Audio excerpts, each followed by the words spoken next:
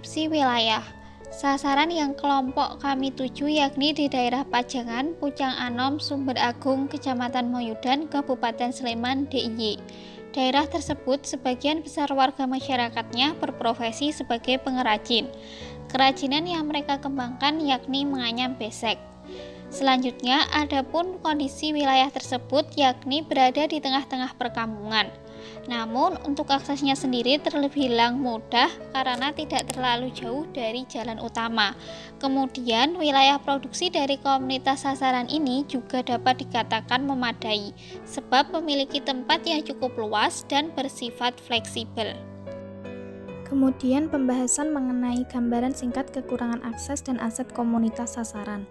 Mengenai kekurangan akses pada komunitas sasaran pengrajin besek, proses produksi komunitas sasaran yang membuat kerajinan besek sangat mengandalkan pada sinar matahari yang kuat, terlebih ketika proses pengeringan bambu sebagai bahan dasar pembuatan besek, serta sangat mengandalkan pada sinar matahari yang kuat ketika proses penjemuran setelah besek diwarnai. Kemudian mengenai kekurangan aset pada komunitas sasaran pengrajin besek, di mana teknologi yang digunakan untuk kegiatan menganyam ini masih secara manual dan belum menggunakan teknologi apapun dari awal proses hingga akhir pembuatan. Hal tersebut mengakibatkan proses produksi menjadi lebih lama. Kemudian untuk tempat mewarnai besek juga kurang memadai. Selanjutnya yaitu diagram Pareto. Jadi dari wawancara yang kita lakukan dan hasil wawancara seperti di atas, maka dapat dikatakan bahwa yang menjadi masalah utama di daerah tersebut berdasarkan diagram Pareto yakni masalah harga jual yang rendah. Narasumber yang diwawancarai yaitu ada 5. Terdapat satu masalah utama yaitu Bu Sulastri, masalahnya pemasaran. Bu Sumini, masalah harga penjualan dan pendapatan rendah. Kemudian Pak Paryono, masalah harga penjualan dan pendapatan rendah. Kemudian Pak Darmo, masalah pendidikan yang rendah. Bu Lilis, masalahnya yaitu harga penjualan dan pendapatan rendah. Nah, di sini kita dapat melihat bahwa ada 2 kategori. Yang pertama yaitu pendidikan dengan frekuensi kejadian 1 dan frekuensi kumulatifnya 20%. Kemudian kategori harga jual rendah terdapat frekuensinya kejadiannya itu 3 dan frekuensi kumulatifnya 60%. Jumlah dari frekuensi kejadian yaitu 4 dan jumlah dari frekuensi kumulatif itu 80%. Pohon masalah. Masalah utama yang kelompok kami ambil adalah pendapatan penjualan besek yang rendah. Adanya permasalahan utama ini mengakibatkan kesejahteraan komunitas sasaran itu rendah. Nah, adanya masalah utama ini disebabkan oleh beberapa faktor. Yang pertama, penjualan besek yang rendah. Adanya penjualan besek yang rendah ini disebabkan karena 1. Peminat besek itu sedikit. 2. Besek yang kurang banyak digunakan. Dan 3. Penggunaan besek hanya ada di beberapa sektor. Faktor yang kedua, pendidikan yang rendah. Akibat dari adanya pendidikan yang rendah ini adalah 1. Kepercayaan diri rendah. 2. Kurangnya motivasi untuk berinovasi. Pohon tujuan. Pohon tujuan ini kami buat dengan goals pendapatan dari penjualan beseknya itu tinggi sehingga mengakibatkan kesejahteraan komunitas sasaran meningkat. Sedangkan purpose atau tujuannya adalah penjualan besek tinggi dengan output peminat besek meningkat, inovasi dari besek makin bervariasi dan besek dapat digunakan di berbagai sektor. Selain itu juga memiliki tujuan guna untuk meningkatkan pendidikan sehingga outputnya akan menambah kepercayaan diri dan menambah inovasi dan juga motivasi. Kemudian mengenai modal komunitas sasaran, yang pertama yaitu modal manusia atau keahlian menganyam besek. Keahlian tersebut didapatkan oleh masyarakat dari orang tua mereka yang diwariskan secara turun-temurun. Kemudian yang kedua modal fisik atau akses menuju lokasi komunitas sasaran yang sangat mudah dijangkau meskipun masuk ke dalam daerah perkampungan, namun dalam keadaan yang baik dan didukung oleh akses kendaraan yang mudah juga. Kemudian modal lingkungan berupa batang bambu dan panas matahari serta angin. Batang bambu dimanfaatkan menjadi anyaman besek, kemudian cahaya matahari digunakan untuk mengeringkan bambu, dan yang ketiga angin digunakan untuk bambu supaya dapat kering secara maksimal. Kemudian yang keempat modal sosial berupa aturan produksi di mana produk komunitas sasaran harus disertakan kepada agen. Dari observasi dan wawancara yang kami lakukan, aturan produksi pengrajin besek tersebut menyetorkan hasil produksi hanya kepada agen dan tidak diperkenankan untuk menjual hasil produksinya sendiri. Kemudian yang kelima yaitu modal teknologi, yaitu teknik menganyam dan mewarnai. Teknik menganyam ini keterampilan yang dibutuhkan ketelatenan dan kesabaran. Kemudian teknik mewarnai ditujukan supaya produk lebih menarik dan bervariasi. Kemudian yang terakhir yaitu tuntutan pasar, di mana produk besek sesuai dengan permintaan pasar. Dalam produksi pembuatan besek ini disesuaikan dengan jumlah permintaan dari pasar, di mana mereka hanya membuat atau menganyam besek sesuai dengan jumlah pesanan yang dipesan. Timeline, di mana dibagi menjadi beberapa kegiatan. Pertama yaitu observasi yang dilakukan pada tanggal 28 Oktober 2021 pada jam 8 sampai jam 12 siang. Kelompok kami melakukan sebuah observasi yang di dalamnya melakukan kegiatan memetakan model lokalitas komunitas, sehingga kami memiliki data modal komunitas. Selain itu, kami juga melihat karakter dari tiap orang yang kami wawancarai. Yang kedua yaitu need assessment yang dibagi menjadi dua bagian. Yang pertama yaitu cross-check data hasil observasi, dilakukan pada tanggal 28 Oktober 2021, dilakukan pada jam 11 sampai jam 12 siang. Setelah melakukan sebuah observasi, kami melakukan cross-check data dengan rekaman yang kami dapatkan dengan data dari hasil observasi. Kami melakukan cross-check dengan informan secara langsung.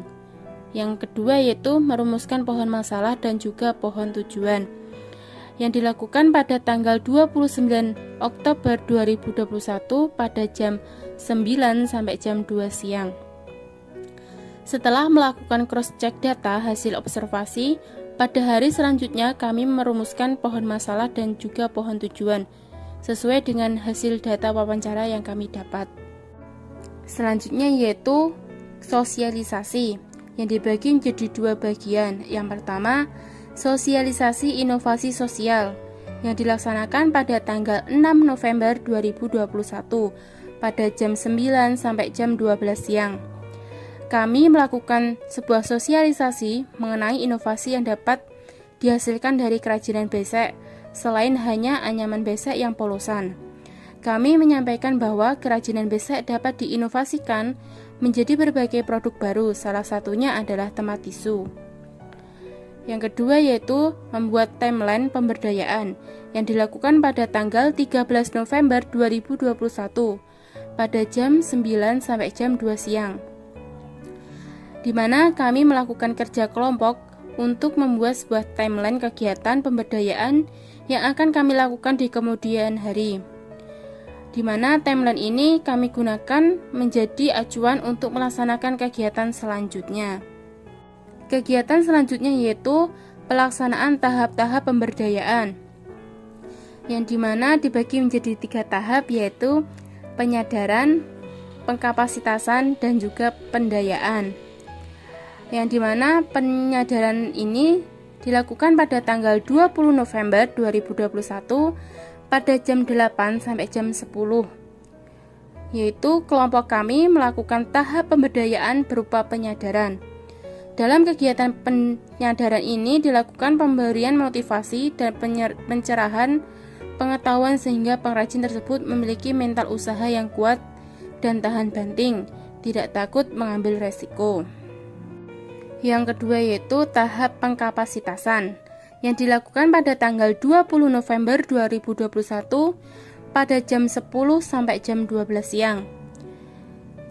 Pengkapasitasan ini, dalam tahap ini kami memberikan tambahan skill kepada komunitas sasaran yang dapat berupa video dari berbagai sumber yang ada, misalnya dari YouTube. Selain itu, kami melakukan pengkondisian organisasi supaya lebih berkembang dalam melakukan inovasi. Yang terakhir, kami juga melakukan sistem nilai yang berhubungan antara komunitas sasaran dengan perusahaan sosial sebagai pemberdayaan komunitas.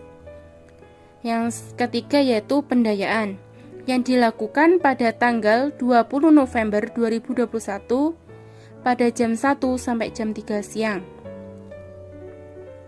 Yang dimana pendayaan ini kelompok kami memberikan modal berupa barang yakni cat, yang dimana cat tersebut terdiri dari beraneka warna seperti hijau, kuning, biru, merah, dan lain sebagainya. Yang dimana cat tersebut berguna sebagai bahan mewarnai produk besek agar lebih menarik karena warna besek menjadi bermacam-macam. Kemudian mengenai deskripsi bentuk inovasi, di mana produk inovasi yang kami buat ini termasuk ke dalam bentuk sintesa atau membentuk kombinasi baru, yakni produk tempat tisu yang kami buat ini sudah ada di pasaran. Namun, dalam hal ini kelompok kami melakukan modifikasi dengan membentuk kombinasi baru atau ide baru dengan menggunakan besek sebagai bahan utama yang kemudian dihiasi dengan kain dan pernak-pernik. Cara pembuatan produk inovasi sosial. Inovasinya itu berupa besek dan juga tisu. Produk inovasinya yaitu berupa tempat tisu. Nama produknya adalah tisu holder. Alat dan bahannya yang pertama yaitu besek, yang kedua yaitu cutter, yang ketiga adalah lem tembak, yang keempat yaitu tisu yang berbentuk persegi atau persegi panjang mengikuti wadah beseknya. Yang kelima yaitu penggaris, yang keenam gunting, yang ketujuh kain perca, yang kedelapan pernak-pernik, yang kesembilan hiasan bunga, yang kesepuluh lilin dan juga korek api. Produk pertama-tama siapkan alat dan juga bahannya. Yang kedua, ukurlah bagian yang akan dilubangi dengan ukuran 6 cm x 2 cm, bisa menggunakan penggaris. Yang ketiga yaitu lubangi bagian tengah besek dengan menggunakan cutter yang mana berfungsi untuk mengambil tisu. Yang keempat yaitu rapikan bagian yang dilubangi dan bagian lain yang kurang rapi. Yang selanjutnya yang kelima yaitu buatlah hiasan bunga kecil-kecil dari kain perca dan juga bisa menggunakan bunga yang sudah jadi. Yang keenam yaitu hiasilah besek yang sudah dilubangi dengan hiasan bunga kecil-kecil tersebut.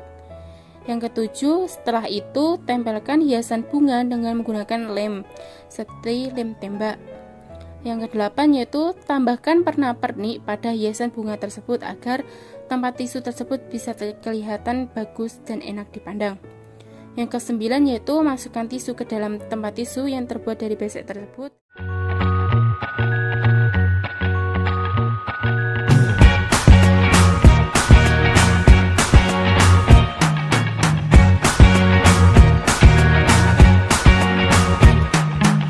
Forget the day we met, your eyes so blue, me pressing through.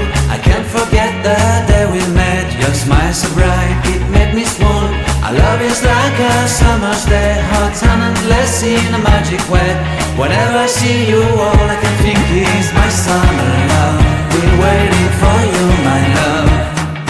My summer love, been waiting for you, my love.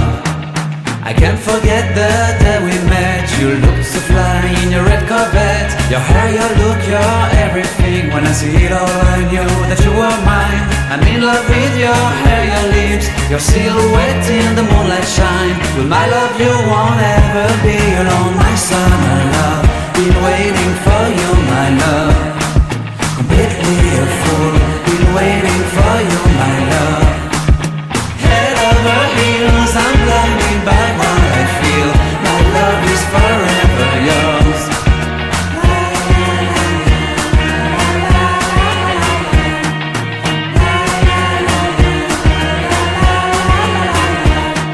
You have my heart, you have my soul, you have my whole, you have my control.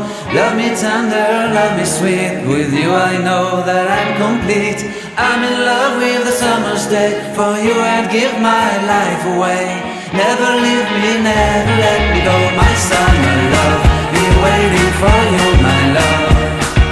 My summer love, been waiting for you, my love. My love is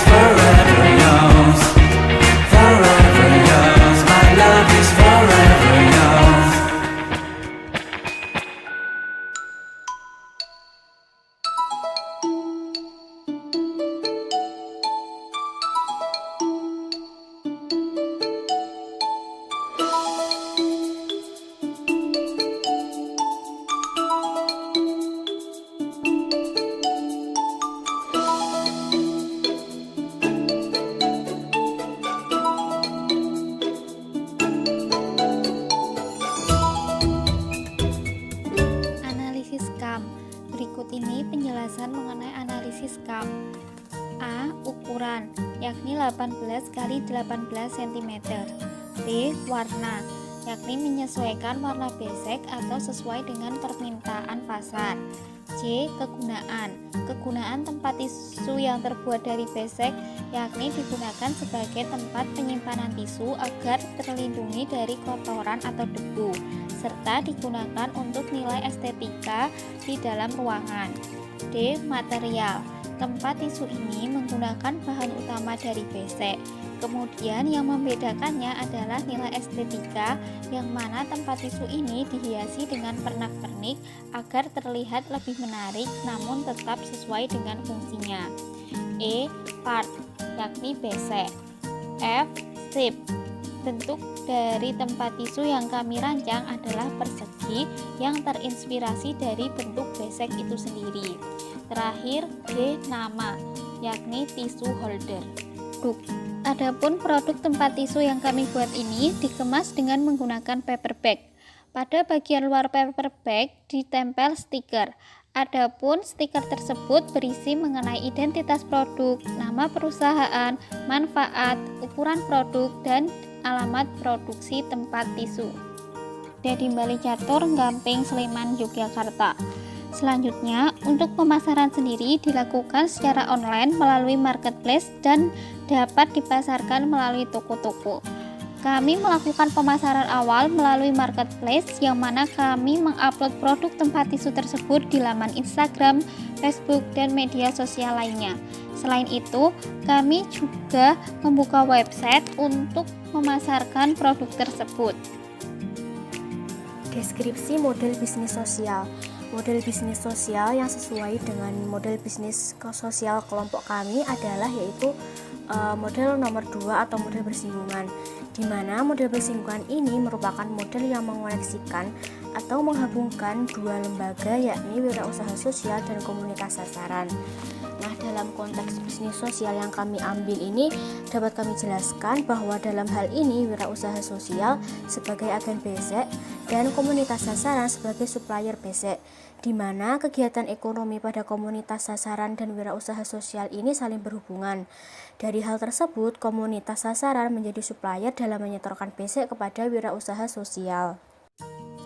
Selanjutnya di sini saya akan menjelaskan mengenai deskripsi nama, logo, dan struktur perusahaan sosial dan atau perusahaan milik komunitas. Perusahaan kami bernama The Besek Aircraft.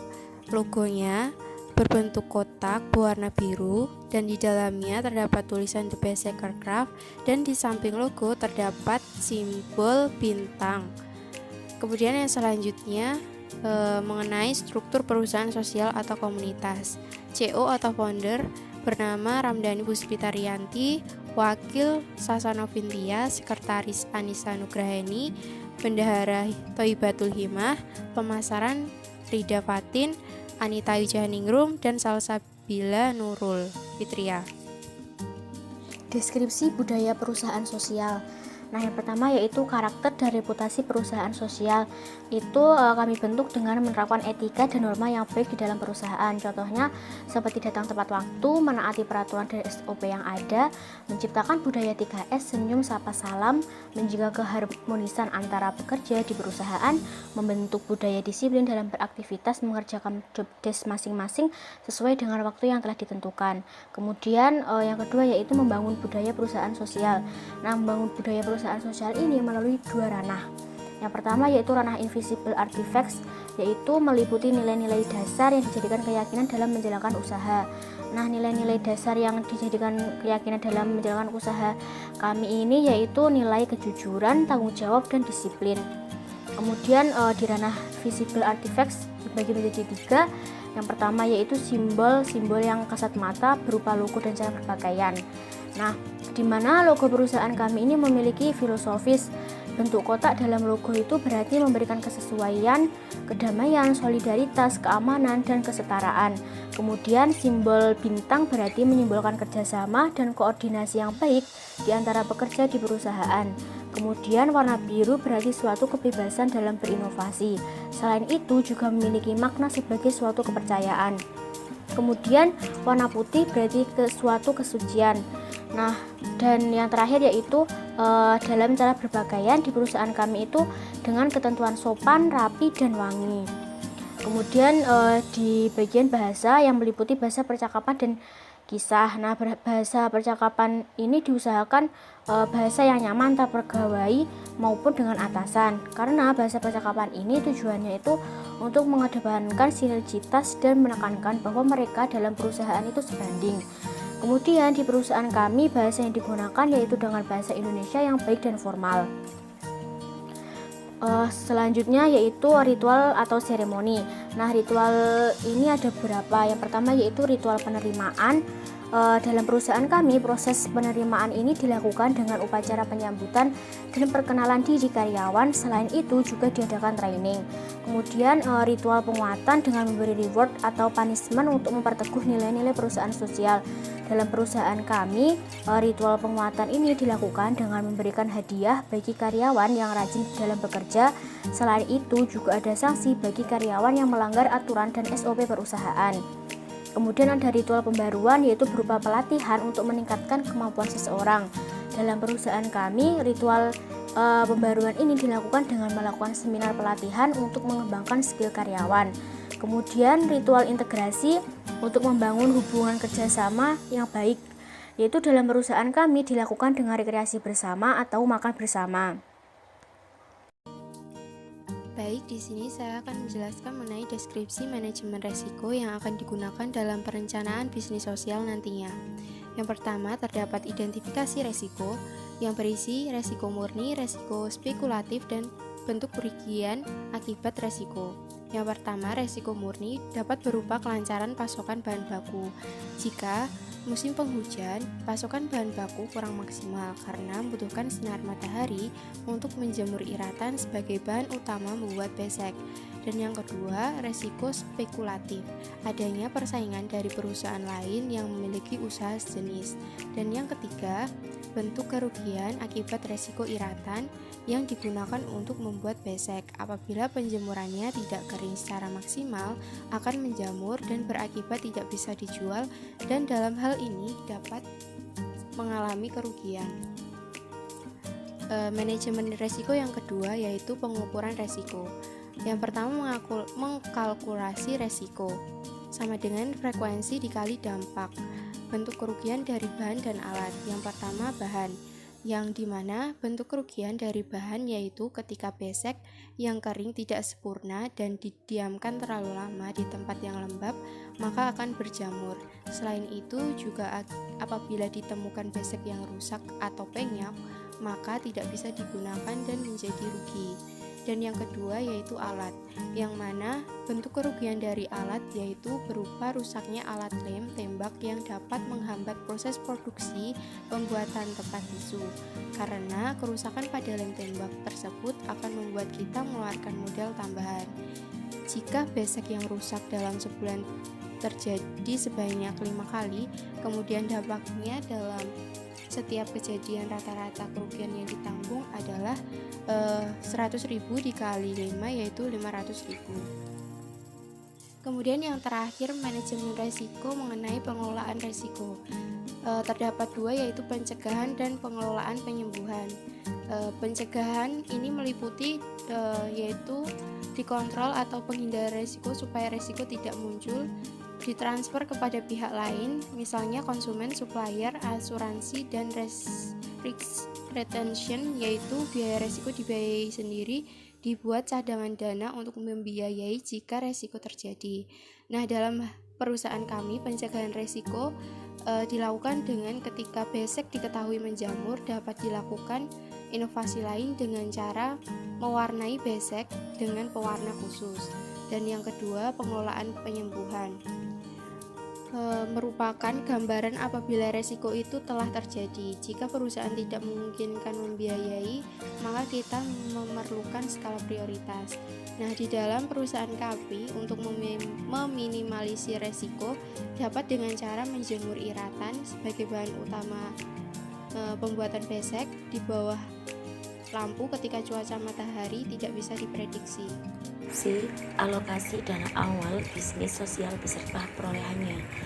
Alokasi dana awal dari pengumpulan uang setiap anggota, kemudian mengajukan proposal ke perusahaan-perusahaan yang bisa diajak bekerja sama atau mitra-mitra yang akan berkontribusi dalam proyek inovasi produk. Modal awal yang pertama itu ada bahan baku senilai 823.000. Pertama, besek 200.000, 2 cutter 6 dikali 5.000 sama dengan 30.000. Kemudian yang ketiga, lem tembak 1 pak 26.000, 4 tembaknya 4 picis, 1 picisnya senilai 20.000 dan jumlahnya 80.000.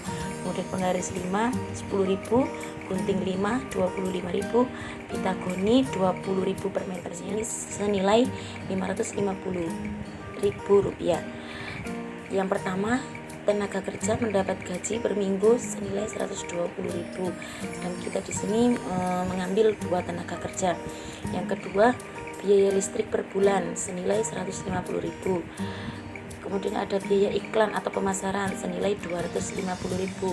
Yang pertama, untuk estimasi biaya iklan senilai 200.000 dan yang kedua pemasaran atau transport senilai 50.000.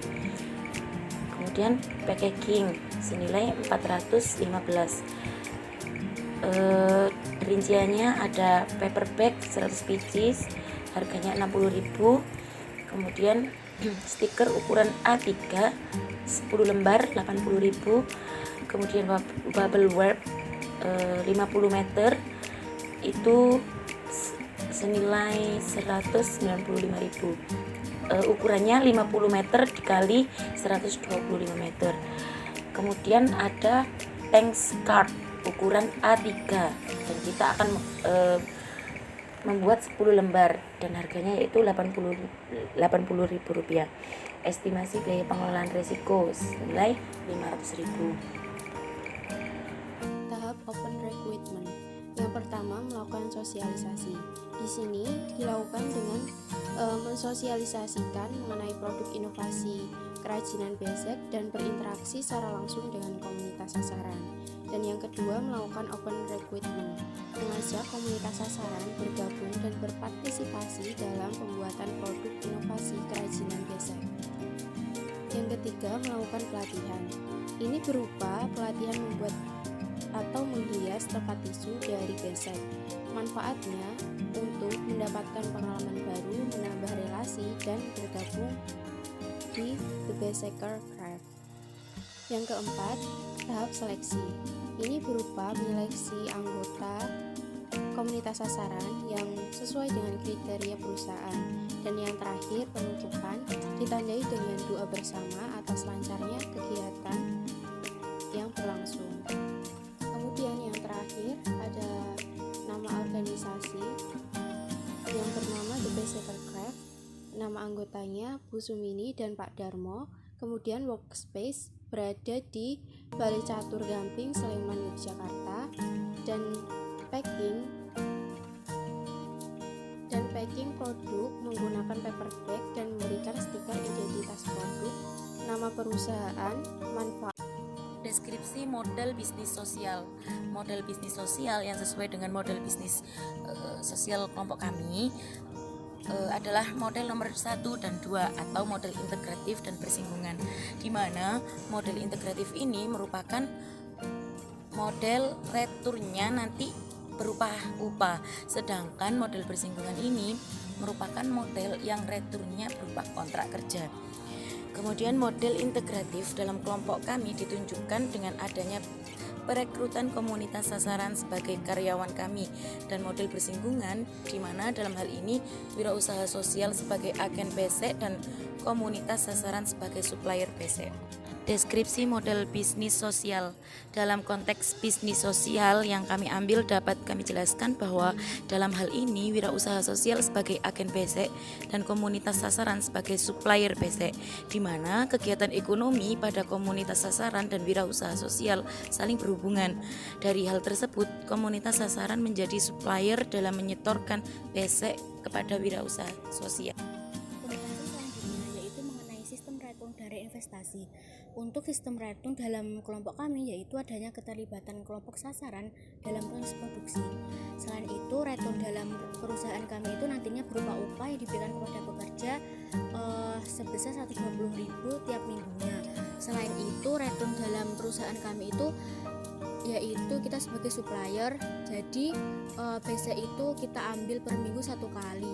Dalam 1 kali ambil ke supplier itu ada 3 kodi. Nah, 3 kodi kali 20 buah itu sama dengan 60 buah.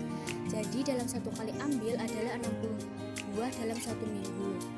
Selanjutnya untuk sistem reinvestasinya berupa program lanjutan agar komunitas sasaran ini bisa mandiri. Pemberian program lanjutan ini bisa berupa pelatihan kepada komunitas sasaran supaya bisa meningkatkan keterampilan dan supaya komunitas sasaran itu dapat melakukan inovasi selain membuat tempat tisu. Program lanjutan yang kita berikan itu dengan mengadakan pelatihan menghias besek guna untuk meningkatkan nilai estetika dan menambah nilai jual.